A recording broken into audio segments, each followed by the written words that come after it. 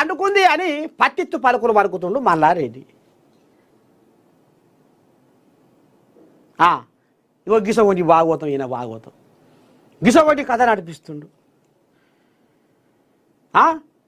మైసమ్మ వాగును మింగుతీవి, చెరువుల మింగుతీవి, కుంటల మింగుతీవి, ఆఖరికి వస్తరకల ఎలక్షన్ల ముందర ఈయన నేను మర్చిపోతున్నాం.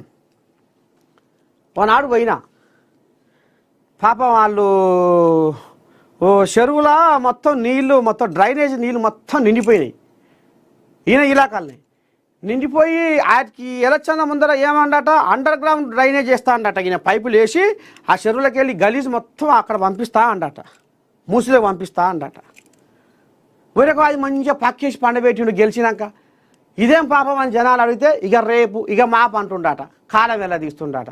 నాకు గిట్టినే పుసుకున ఫోన్ చేసి ఫోన్ చేసిపోతే ఆడ అదో ఇదో వాళ్ళ బాధలు, వాళ్ళ గోసలు, ఆ చెరువులల్లో దోమలు, ఈగలు మొత్తం సంసారం చేసి ఆ గబ్బు వాసన, రడగబ్బు పెడగబ్బు మోరీల వాసన కంటే 10 రోజులు మరల పడితే మురుగు అయ్యి ఎంత వాసన వస్తుందో అంతకంటే రెట్టింపు వాసన వస్తుంది. ఆడ ముక్కు మూసుకొని ప్రోగ్రాం చేయవలసి వచ్చింది. అయితే ఇక ఈ సుఖం పూస గురించి తిట్టినోడే కానీ తిట్టినోడు లేడు. ఎలక్షన్ల ముందరనేమో పత్తిత్తు పలుకులు పలికిండు, ఇక ఇప్పుడు జాడలేడు పత్తలేడు, బొంగరం మొత్తం తాడు లేని బొంగరం అయి తిరుగుతుండు, మమ్మల్ని పట్టించుకుంటలేడు. అయితే నేను ఇక పుసుకున్న ఫోన్ చేస్తే అమ్మో ఫోన్ చేస్తే ఈ కోయిలాగా అలో అన్నది, నేను ఇట్లా పలానా మనిషిని మాట్లాడుతున్నా నర్సయ్య తాతని అంటే కథ ఇక ఫోన్ పెట్టేసుకుంది. ఇక నీకెందుకు ఫోన్ లేస్తేనా ఇంత పనుకున్నామని వాళ్ళని కూడా తీసుకొని ఇంటికి పోయినాం. ఒక ఇంటికి పోతే అరలో పెట్టిర్రు గన్మెన్లు. ఏమా ఎడసంగతి ఓ పిల్లగా ఏంది భాగవతము, జనాలకు నిద్ర పడతలేదు తెల్లందాకా. పాపం వాళ్ళకు అడ్డమైన బీమార్లు వస్తున్నాయి, ఆ వాసన పీల్చుకోలేక వాళ్ళకు ఊపిరితిత్తుల రోగాలు వస్తున్నాయి. వేలకు వాళ్ళు దావఖానలో ఖర్చు పెడుతుర్రు. ఇదేనా పద్ధతి అని పోతే మా సారు ఈడ ఉండు ఆడ ఉండని ఆఖరికి వస్తల కల్లా అంతా ఈయనే ఉంది కథ అని ఇక వాళ్ళు సైగ చేసిరి. ఇక బిర్గా పట్టుబడితే చూస్తా చేస్తా అది ఇది అన్నాడు దుర్పరిచ్చాడు. అగో గస వంటి పుణ్యగంగా ఈ పుణ్యగంగా ఈయనే మైకుల ముందర పత్తిత్తు పలుకులు పలుకుతాడు. రింగ్ రోడ్ దెబ్బలు వస్తుంటే హైదరాబాద్ అంతా ఫైనాన్షియల్ సిటీ వస్తుంటే అంటే బాధ అవుతుంది. బిల్డర్స్ అంతా అవుట్ అయిపోయి కష్టాలలోకి వచ్చేసి ఇవన్నీ కూడా. కాబట్టి మనం అంతా ప్రజలు కూడా అందరూ గమనించాలి, గమనిస్తారు. ప్రభుత్వం ఇచ్చిన మాటలను వాళ్ళని ఈ ఎలక్షన్లల్లా రాబోయే ఎలక్షన్లల్లా ఘోరంగా మనమంతా కూడా వాళ్ళకు ఓటు వేయకుండా ఓటుతోటే బుద్ధి చెప్పి మనం మళ్ళా బీఆర్ఎస్ ప్రభుత్వాన్ని గెలిపించుకోవాలి. మనం పాత రోజులకు మళ్ళా రావాలి. మనం మళ్ళా కేసీఆర్ మళ్ళా సీఎం కావాలి. మనం అందరం కూడా ఒక యూనిట్ తోటి టీం వర్క్ కూడా జూబ్లీస్ లో కూడా వాళ్ళు ఎంత చేసినా ఎంత ఖర్చు పెట్టినా గ్యారెంటీగా బీఆర్ఎస్ పార్టీ గెలుస్తారు.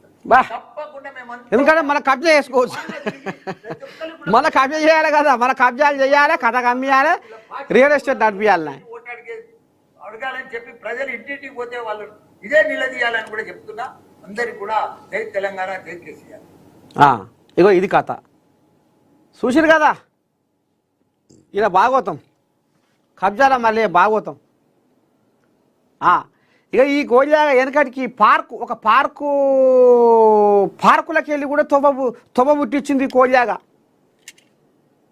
పుసుక్కున ఎవరన్నా పార్టీ మారినోళ్ళు ఉంటే ఈయన పని నచ్చక, ఈయన ఎవరో నచ్చక పుసుక్కున ఎవరన్నా పార్టీ మారినోళ్ళు ఉంటే ఇక వాళ్ళు గిట్నే చిన్న చితక వ్యాపారాలు బోపారాలు చేసుకుంటూ ఉంటోళ్ళు కదా.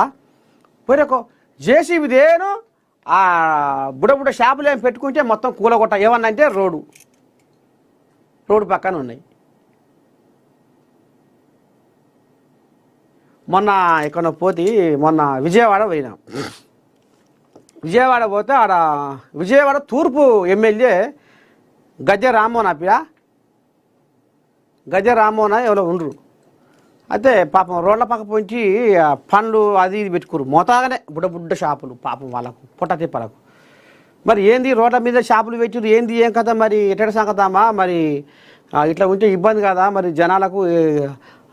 అంటే అయ్యా మేము ఈ మూల గీడ పెద్దోళ్ళు ఆడికి ఈడికి ఆక్రమించుకుంటుర్రు, ఏదేదో చేస్తుర్రు. మేము ఏదో గిత్తదా రోడ్డు పక్కన గింతంత జాగలా పండ్లో బండ్లో అమ్ముకుంటున్నాం, పూలో బోలో అమ్ముకుంటున్నాం అని అన్నారు. అంటే మరి మీ ఎమ్మెల్యే ఇట్లా మరి అమ్మో మా ఎమ్మెల్యే దేవుడు, ఆయన కష్టం విలువ తెలుసు, కన్నీళ్ళు మా కంట రానియడు. అగో అంత మంచి దేవుడు మా దేవుడు అని మన విజయవాడ తూర్పు ఎమ్మెల్యే గద్దె రామ్మోహన్ ఏదో ఉంది అని చెప్తుర్రు వాళ్ళు. ఇగో ఈ పాపాత్కుడేమో మన పుసుక్కున పార్టీ మారితే ఎవరన్నా పేదోళ్ళు బొట్టోళ్ళు బతికే యాల కూడా లేకుండా జేసీబీలు పెట్టి కూల నూకిన చరిత్ర కబ్జాల మళ్ళేది. పార్కులకెళ్ళి తొవ్వ ముట్టించిండే ఈ మొగోడు. పార్కులకెళ్ళి మంది జాగాలకెళ్ళి పార్కులకెళ్ళి తొవ్వ ముట్టించుకుంటూ ఈయన సొంత స్థలానికి, ఈయన మేడ్చల్ ఇలాకల ఇసవంటి పాపం పనులు చేసి ఇట్లా మంది రెక్కలకు నోసిపుట్టి, మంది సొమ్ముకు నోసిపుట్టి, మంది భూములతోటి ఇదయి పెద్దయి కంట్లబడ్డ